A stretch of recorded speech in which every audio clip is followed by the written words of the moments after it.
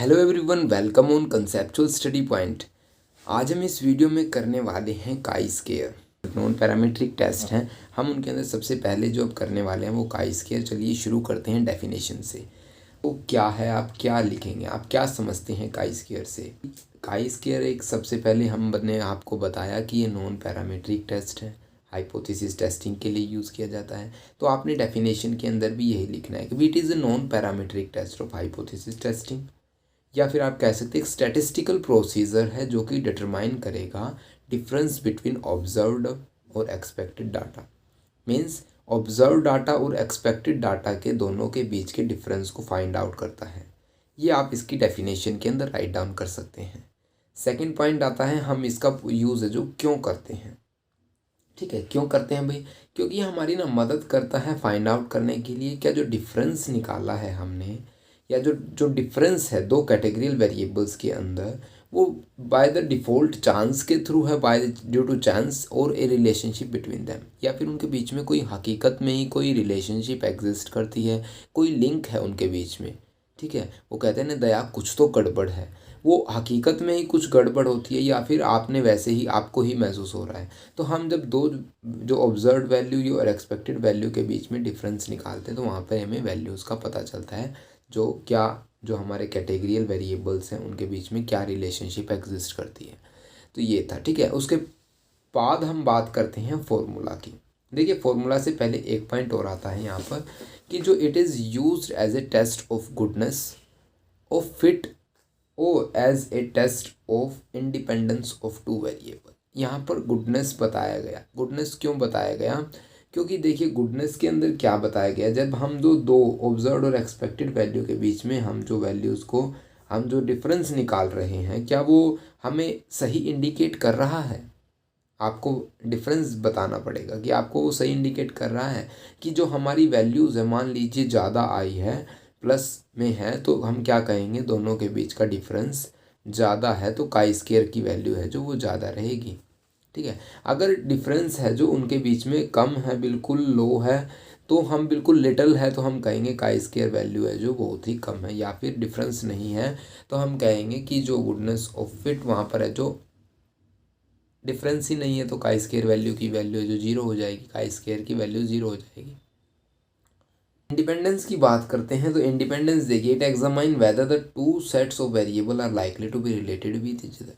क्या दो जो जो हम वेरिएबल्स यूज़ कर रहे हैं, क्या वो है जो एक दूसरे से रिलेट करते हैं या नहीं करते, ये इंडिपेंडेंस बताएगा। जैसे कि हमने मूवी जो एक थिएटर के अंदर है, जो हमने क्या देखा कि हमारे पास एक जो मूवीज़ की लिस्ट है या मूवी जॉनर है हमारे पास, जो कि कंसीडर हमने कर लिया पहला वेरिएबल, और दूसरा वेरिएबल क्या कंसीडर किया है कि जो लोग वहाँ पर जो स्नैक्स लेकर आ रहे हैं। अभी आपको ये बताना होगा कि यह इंडिपेंडेंट हैं, जो वेरिएबल्स हमने कंसीडर किए या इंडिपेंडेंट हैं, क्या एक दूसरे को अफेक्ट करते हैं। उसी हिसाब से हमारी नल हाइपोथेसिस एक्सेप्ट और रिजेक्ट होगी। जैसे कि मान लीजिए अभी आपने कहा, अब ये आप हमें कमेंट करके बताएंगे और मैं वैसे आपको बता रहा हूँ कि जो मूवी की जो लिस्ट के या फिर मूवी का जो कोई नाम है, या फिर कुछ भी आप थिएटर के अंदर कोई भी मूवी देखने गए हैं, तब क्या आपकी जो नंबर ऑफ़ सीट्स मान लीजिए 100 है, तो वहाँ पर क्या स्नैक्स की जो सेल्स पर अफेक्ट पड़ेगा?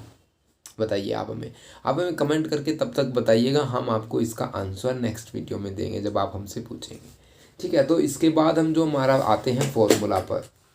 अब तक आपने जो यहाँ पर क्वेश्चन पुट आउट कर लेना चाहिए था, जब हमने डेफिनेशन के अंदर ऑब्जर्व्ड वैल्यू और एक्सपेक्टेड वैल्यू की बात की थी कि ऑब्जर्व्ड वैल्यू या ऑब्जर्व डाटा क्या है सर, और एक्सपेक्टेड डाटा क्या है।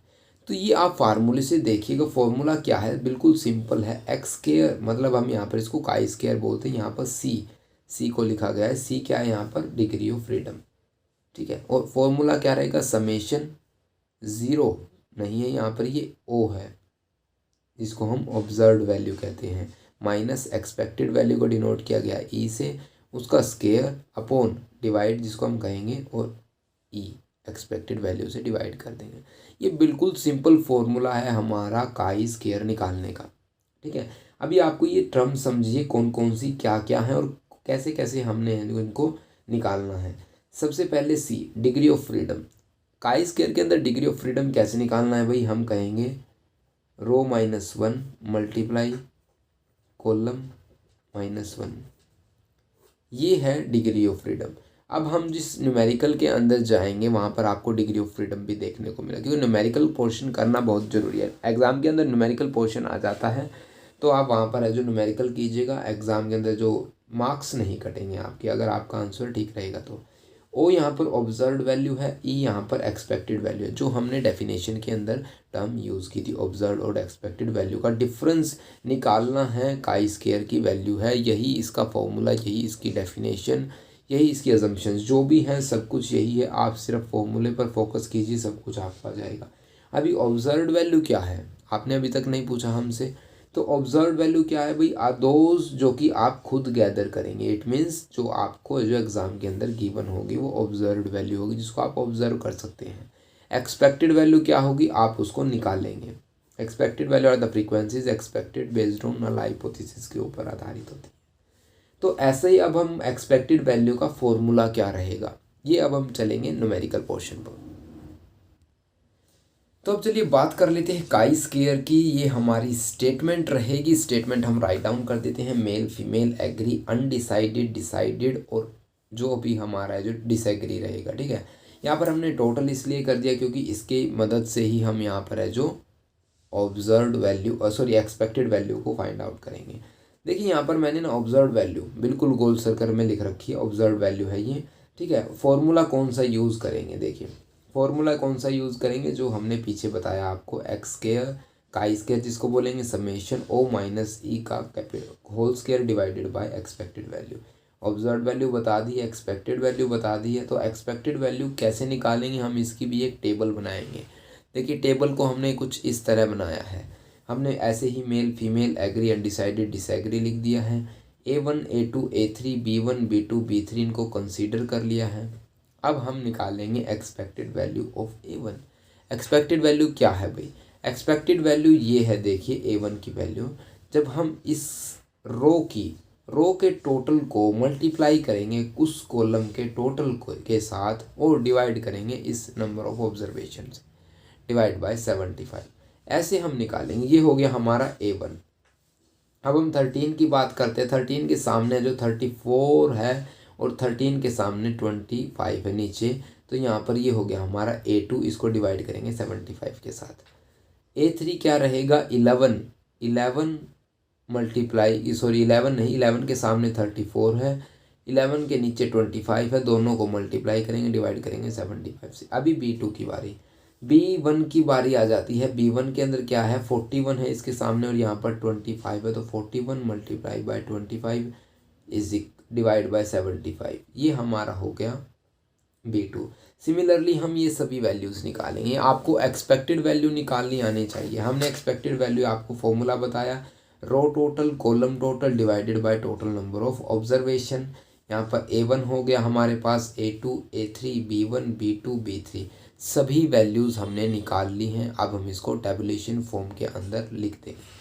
देखिए टेबुलेशन फॉर्म के अंदर लिखने के लिए आपको क्या करना होगा, जो टेबल आपको प्रोवाइड कर रखी थी, जो टेबल कुछ यूँ थी, जैसे उसके अंदर 10 13 11 जो मेल थे हमारे पास, फीमेल थे 15 12 और 14, हमने इनको क्या कर दिया 10 13 11 को कॉलम के अंदर उतार दिया, यूँ लिख दिया। फिर 15 12 14 ठीक उसके नीचे हमने ऐसे आपको दिखा रहे हैं जैसा कि राइट डाउन कर दिया है। ठीक है, एक्सपेक्टेड वैल्यू को भी हमने ऐसे ही सिमिलरली राइट डाउन कर दिया है। O माइनस ई हमने क्या किया, ऑब्जर्व वैल्यू और एक्सपेक्टेड माइनस से माइनस कर दिया, यहाँ पर -1.3 1.67 0.33 0.134 1.66 सॉरी 0.34, ऐसे ही हमने इनका स्केयर किया, डिवाइड किया उनकी एक्सपेक्टेड वैल्यू से। बात यहाँ पर नोट करने की ये है, जो अब हम डिवाइड कर रहे हैं एक्सपेक्टेड वैल्यू को सॉरी एक्सपेक्टेड वैल्यू के साथ, तो एक्सपेक्टेड वैल्यू वही यूज़ करेंगे जो कि इनके साथ यूज़ की गई है पर्सनली। जैसे कि हम A2 की बात करें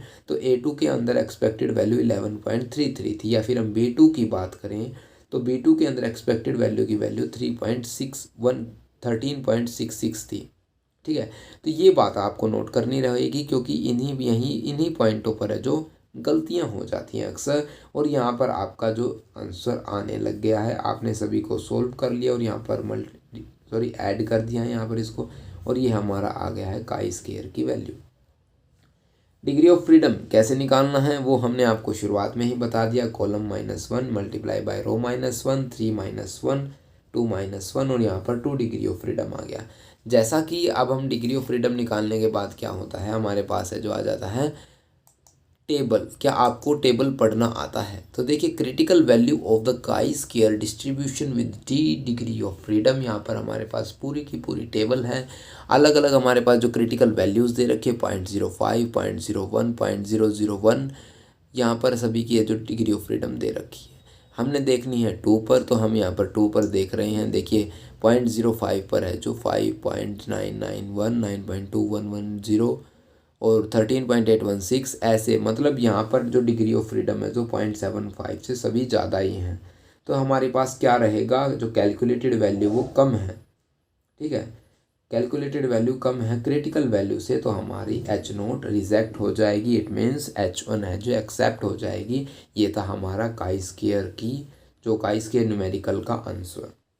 ठीक है, तो ये न्यूमेरिकल था भाई। न्यूमेरिकल आप ध्यान से कीजिएगा क्योंकि एग्ज़ाम के अंदर न्यूमेरिकल का मार्क्स कटते नहीं अगर आप सही करते हैं। काई स्क्वायर कंप्लीट करने के बाद अब हम बात करते हैं मैन विटने यू टेस्ट और क्रुशियल वैलिस टेस्ट की।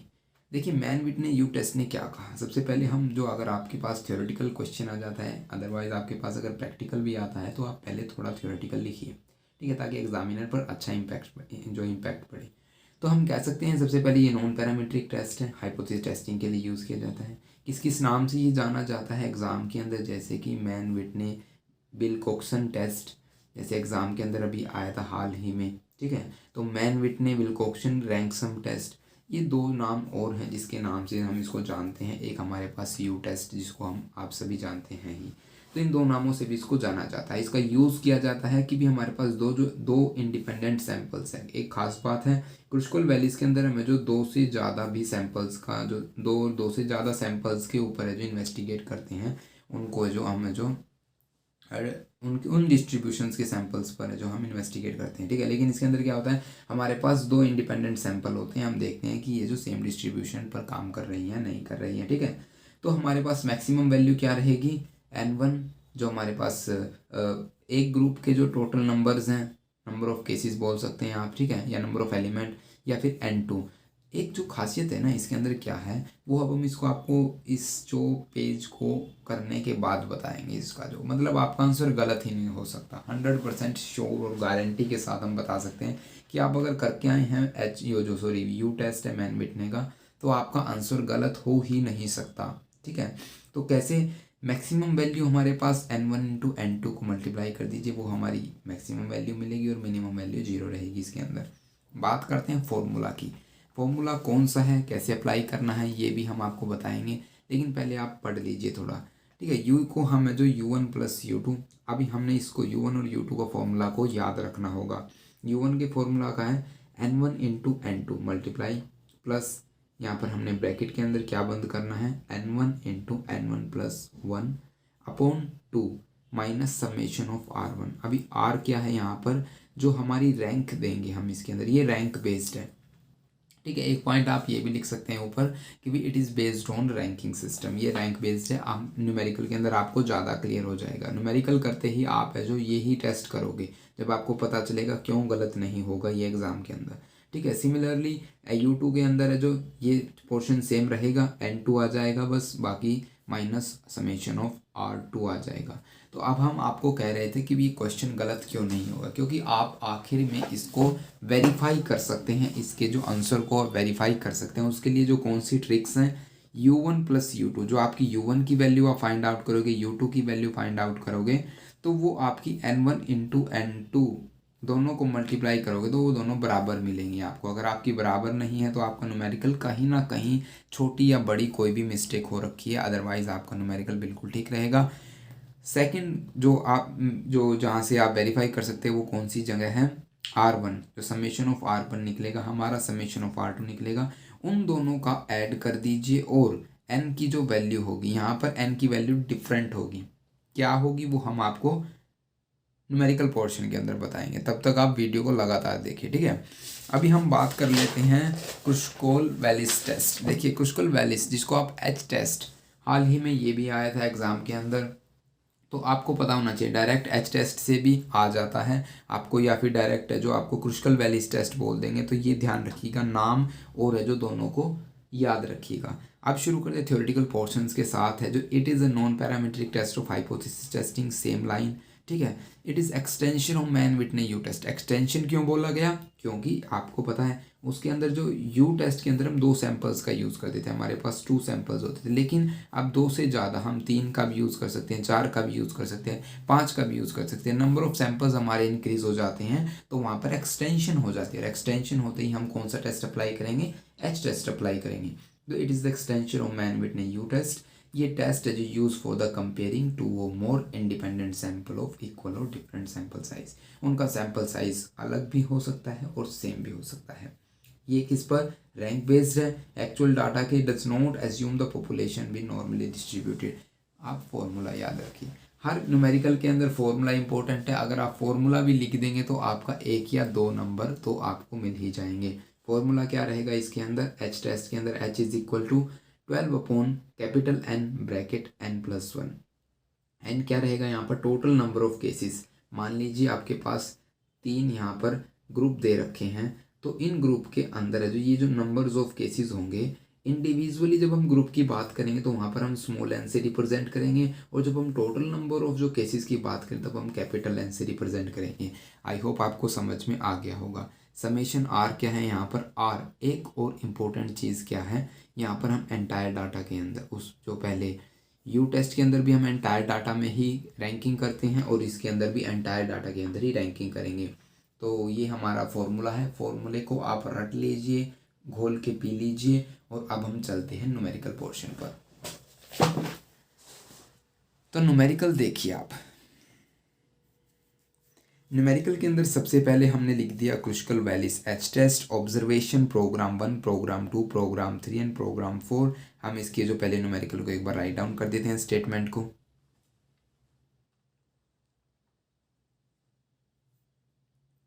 स्टेटमेंट को राइट डाउन करने के बाद हमने जो स्टेप 1 पर लिखा है राइट द हाइपोथेसिस स्टेटमेंट, आप हाइपोथेसिस स्टेटमेंट लिखिएगा। ये मैं इसलिए छोड़ रहा हूँ क्योंकि आप वीडियोस को कंप्लीट नहीं देखते, तो आप हमें कमेंट करके बताइएगा यहाँ पर हाइपोथेसिस स्टेटमेंट क्या होगी।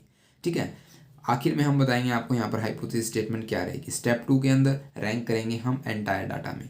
तो कैसे करेंगे रैंक, एक बार ये देख लेते हैं। सबसे पहले आप यहाँ पर देखिए, सबसे हमारा छोटा नंबर कौन सा है? सी है। 6 को हम देंगे फर्स्ट रैंक। यहाँ पर हम ब्लैक पेन से लिख देते हैं इसको। 6 को देंगे फर्स्ट रैंक। ठीक है, उसके बाद देखिए हमारे पास है 7। यहाँ पे ये रहा। कंप्लीट में रैंकिंग करनी है, ऐसा नहीं है कि भी इस रो में पहले करनी है या इस रो में पहले करनी है, सॉरी कॉलम में पहले करनी है, ऐसा नहीं है। कंप्लीट डाटा के अंदर रैंकिंग करनी है। 7 हमारा 2 नंबर पे हो गया। अब देखिए हमारे पास है 8 यहाँ पर 1 है और 2 है।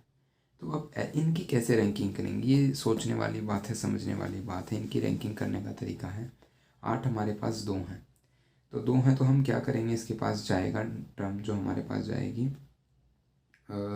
1 और 2 हमारी गई है रैंक, तो 3 जाएगी एक 8 के पास और दूसरे 8 के पास जाएगी 4।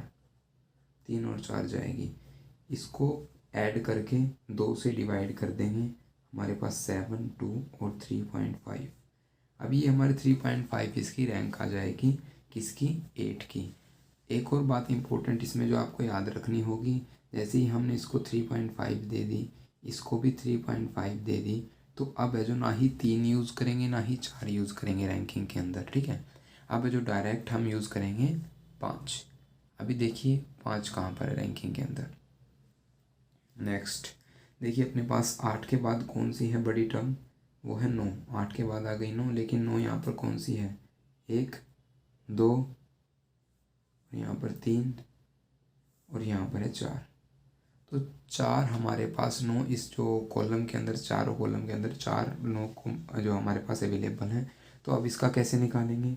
ऐसे ही 4 है तो हमारे पास, अब देखिए 3 और 4 यहाँ पर हमने यूज़ कर लिया है। ठीक है, अब इनके पास क्या जाएगा? 5 जाएगा, 6 जाएगा, 7 जाएगा, 8 जाएगा। 5, 6, 7, 8। ठीक है, इनको करने के बाद आप इसको किससे डिवाइड करेंगे? 4 से। क्या आ जाएगा हमारा अब यहाँ पर, ये देखिए अब जब इनको डिवाइड करेंगे टोटल को इससे 26/4 जो कि 6.5 हमारे पास आ जाएगा। यहाँ पर ये क्या है, नंबर्स जो हम रैंकिंग के अंदर दे रहे हैं। अब हम इनको सभी को ड्रॉप करेंगे, हम इनको छोड़ देंगे। अब हमें सभी को 6.5 रैंकिंग देनी होगी। कैसे देंगे देखिए, यहाँ पर इसको भी 6.5 देंगे, यहाँ पर इसको भी 6.5 देंगे, इसको भी 6.5 देंगे और यहाँ पर इसको भी 6.5 देंगे। नेक्स्ट हमारे पास 9 के बाद कौन सी टर्म आती है, वो आती है हमारे पास 10। अब देखिए कितने हैं हमारे पास। देखिए अगर ना हो ना तो आप डायरेक्ट सिंपल रैंकिंग देते चले जाइए। यहाँ पर रैंकिंग का ही खेल है, फॉर्मूला तो बिल्कुल आसान है। फॉर्मूला लगाया और आपका जैसे कि आपने फॉर्मूला पीछे भी देखा था, ठीक है, तो उसमें तो सिर्फ वैल्यूज़ पुट करनी है। तो अब यहाँ पर देखिए 10, यहाँ पर 1 ये रहा, 2 ये रहा, 10 हमारे पास 2 है। तो ऐसे ही हम यहाँ पर 10 का निकाल लेंगे। 10 के पास अब कौन सी जाएगी, 9 और 10 डिवाइड बाई 2, 19/2, 9.5। तो अब इसकी रैंकिंग क्या रहेगी हमारे पास, जो रैंक नंबर 9.5 रहेगा। यहाँ पर भी इसको 9.5 देंगे और 10 कहाँ पर था दूसरा, यहाँ पर इसको 9.5 देंगे। अब यहाँ पर एक कंप्लीट हो गया हमारा कॉलम, ठीक है। अब उसके बाद कौन सी टर्म आती है हमारे पास, 11 है। 11 1 है, 2 है, 3 और यहाँ पर हो गया 4, ठीक है। 4 हमारे पास 11 हैं। कैसे अभी हम इसको करेंगे देखिए, 4 को हमारे पास 9 और 10 चला गया ना, तो अब हम यहाँ पर क्या करेंगे, 11, 12, 13 और 14 डिवाइड बाय 4। जितने हमारे पास अवेलेबल होंगे नंबर के अंदर, जैसे हमारे पास 4, 11 अवेलेबल हैं, तो उनसे ही डिवाइड करेंगे ऊपर जो उनकी रैंकिंग को जो ऐड करके। ये आपको ध्यान रखना है रैंकिंग करते दौरान। तो अब इसकी क्या आ जाएगी हमारे पास, 12.5, यहाँ पर 12.5, दूसरा भी कंप्लीट हो गया, 12.5, 12.5 और यहाँ पर भी 12.5, ठीक है, हो गया कंप्लीट। अब 11 के बाद क्या दिख रहा है आप सभी को बताइए हमें, 12, 12, 12, ये तो 2 कंप्लीट हो गए हैं यहाँ पर, ये वाले 2। तो अब इन 2 के अंदर चेक करेंगे, 12 है यहाँ पर भी और यहाँ पर भी 12 है, तो 2 टर्म है यहाँ पर 12 की। तो 12 में अब कौन कौन सा यूज़ करेंगे आप बताइए हमें। 12 में करेंगे हम 15 और 16, 15 और 16 डिवाइड करेंगे किससे, 2 से, कितना हो गया 31। 31 से जब हम डिवाइड करेंगे 2 को, तो तब हमारे पास क्या आ जाएगा, 15.5। तो यहाँ पर हम लिख देंगे 15.5, 15.5, ओके। उसके बाद आता है हमारे पास 13 हमारे पास 13 भी 2 हैं। अभी मान हमने कौन कौन सी ड्रॉप की हैं, 15 और 16। अब इसके अंदर क्या करेंगे, 17 और 18, 17 और 18, 17 और 18 को ऐड करेंगे और 2 से डिवाइड कर देंगे। तो अब भाई हमारे पास कितना आ जाएगा, 17.5। अब बच गई 14 को भी ऐसे ही करेंगे भाई, 14 भी अब हमने कौन कौन सी यूज़ करी थी, 15, 16, 17, 18, 19 और 20। अब 19 और 20 को यूज़ करेंगे, 14 को 19 और 20 को ऐड करके 2 से डिवाइड कर देंगे, 19.5 इसकी रैंक आ जाएगी, 5 इसकी रैंक आ जाएगी। तो ऐसे आप लोगों ने जो रैंक करना है, अब हम इसको क्या कर देंगे, ऐड कर देंगे। यहाँ पर summation R1, summation R2, summation R3, summation R4। Add का ही खेल है हमारा, रैंक निकालने का है। इसमें ही टाइम कंज्यूम होगा, अगर एग्ज़ाम के अंदर क्वेश्चन आ जाते तो इसमें ही टाइम कंज्यूम होगा। अदरवाइज़ आप है जो 2-3 बार प्रैक्टिस कर लीजिए, आपको वो भी टाइम कंज्यूम नहीं होगा, आपको डायरेक्ट है जो हिंट मिलने लग जाएगा कैसे कौन सा चीज़ कैसे करना है। अब हम इसको ऐड कर देते हैं एक बार। कैलकुलेटर का यूज़ करके आप इनको जो ऐड कर सकते हैं, और हमने जो ऐड कर ली है। अब इसका जो सम क्या आ जाएगा, 71.5। यहाँ पर इसका R2 का आ जाएगा 33, R3 का आ जाएगा 77.5 और यहाँ पर इसका जाएगा 28। तो ये आ गया इसका सम। अब हम चलते हैं फॉर्मूला पर।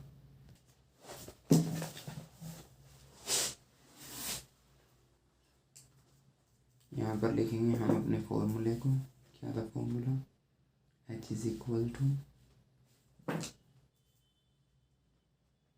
12/n into n+1 कंप्लीट यहाँ पर समेशन r का स्क्वायर अपॉन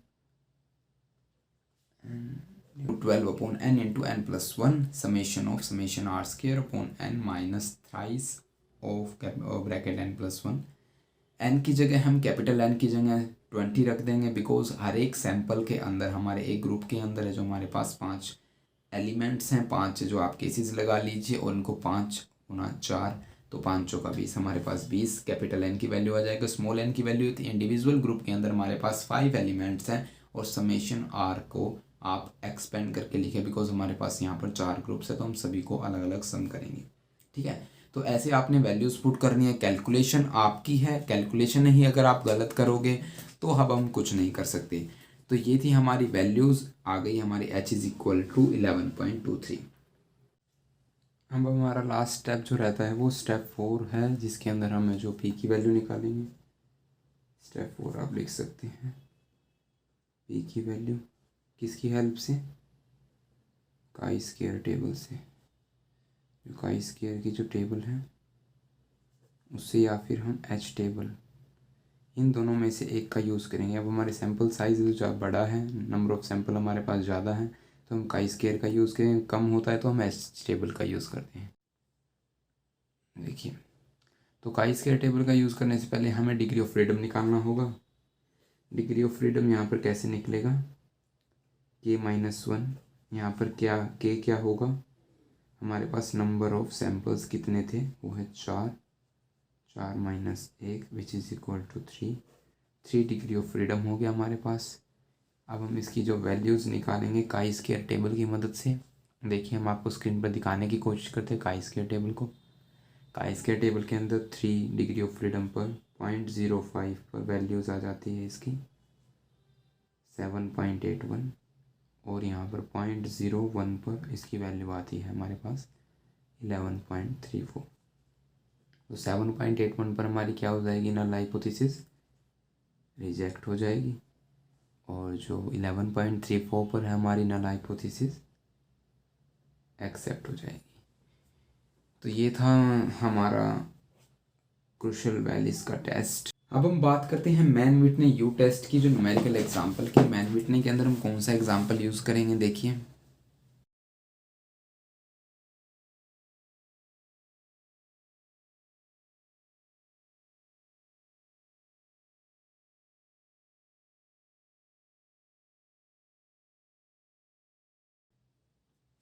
एग्ज़ाम के अंदर आपको स्टेटमेंट कुछ इस तरीके से मिलेगी देखने को। आप इसको, सबसे पहला स्टेप आपका क्या रहेगा, आपको जो ये टेबुलेशन फॉर्म के अंदर लिखनी होगी। टेबुलेशन फॉर्म में लिखिए सबसे पहले आप इसको।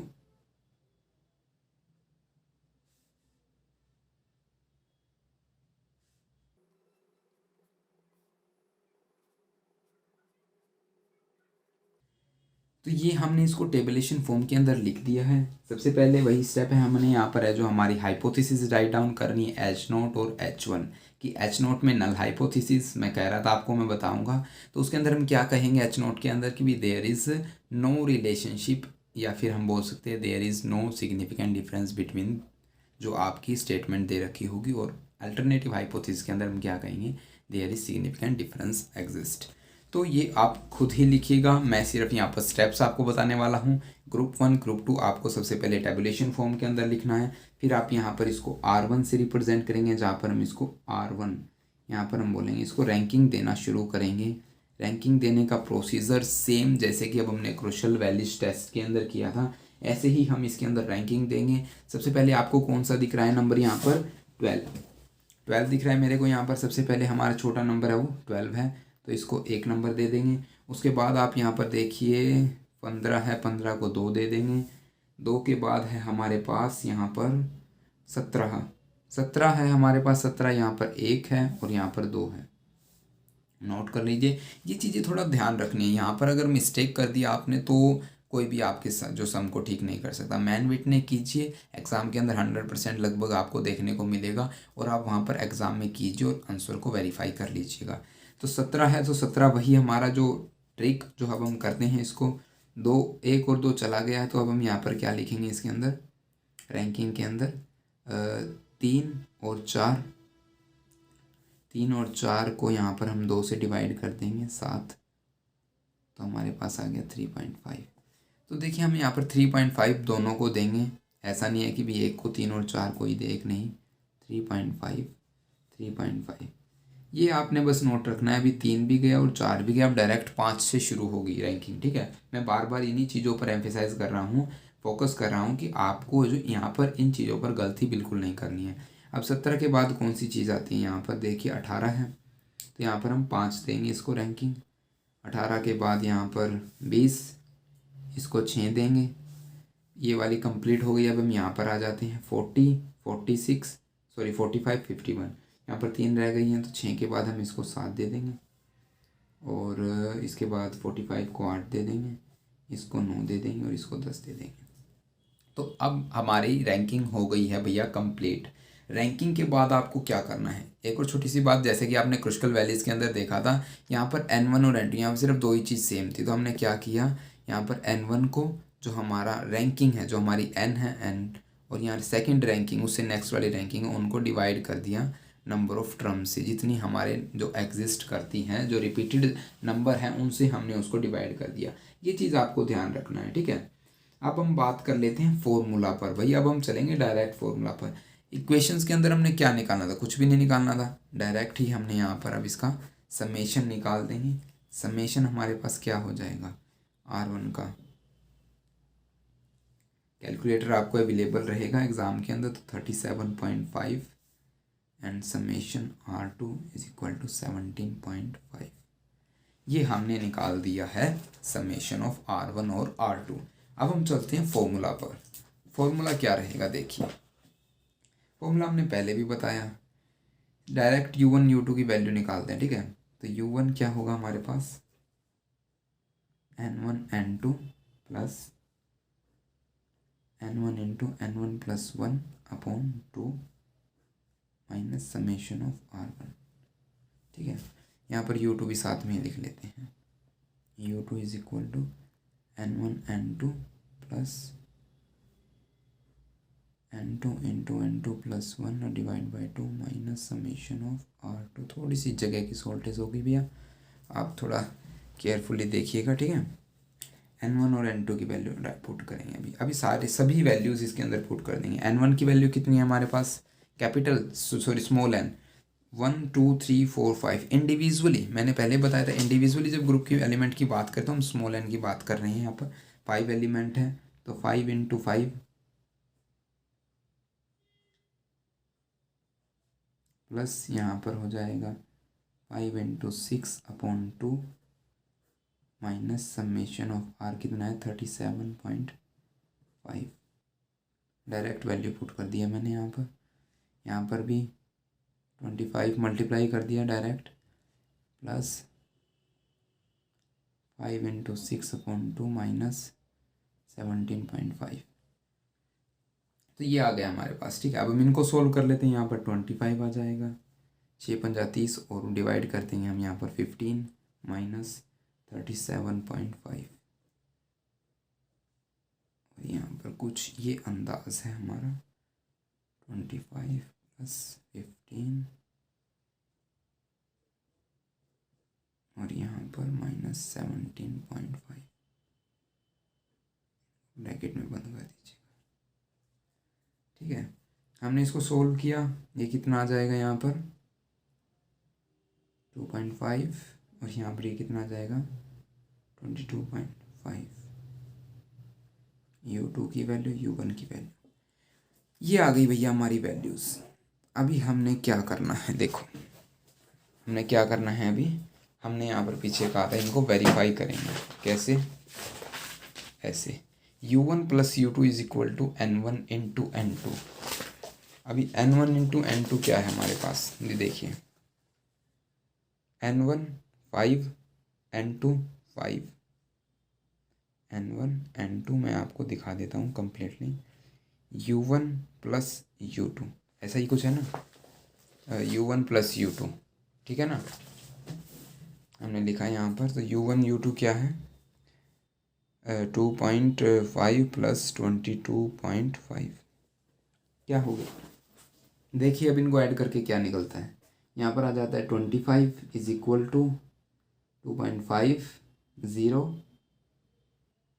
5 एंड 2 25। तो यहाँ से क्या मिलता है हमें, हमारी जो सक्सेस हमें अचीव हो गई है, हमारा आंसर ठीक है। ठीक है, ये तो हो गया हमारी कैलकुलेशन ठीक है, इससे क्या पता चला हमारी कैलकुलेशन ठीक है। लेकिन जो आगे क्या स्टेप रहेगा हमारे पास, U1 की वैल्यू ये और U2 की वैल्यू ये। तो एक चीज़ आपको ध्यान रखनी है, मैन विटने यू टेस्ट के अंदर हमेशा स्मॉल वैल्यू को कंसीडर करेंगे हम। ठीक है, हमेशा स्मॉल वैल्यू को कंसीडर करेंगे। तो हमारी U की वैल्यू 2.5 को ही यहाँ पर हम सेलेक्ट करेंगे, ये हमारी वैल्यू सेलेक्ट हो जाएगी। ठीक है, अभी क्या रहेगा, जो आपकी P की वैल्यू है उससे आप निकालेंगे, क्या निकालेंगे, यदि हमारी U की जो कैलकुलेटेड वैल्यू है वो ग्रेटर देन है किससे, क्रिटिकल वैल्यू से, तो हमारी H0 क्या हो जाएगी, एक्सेप्ट हो जाएगी।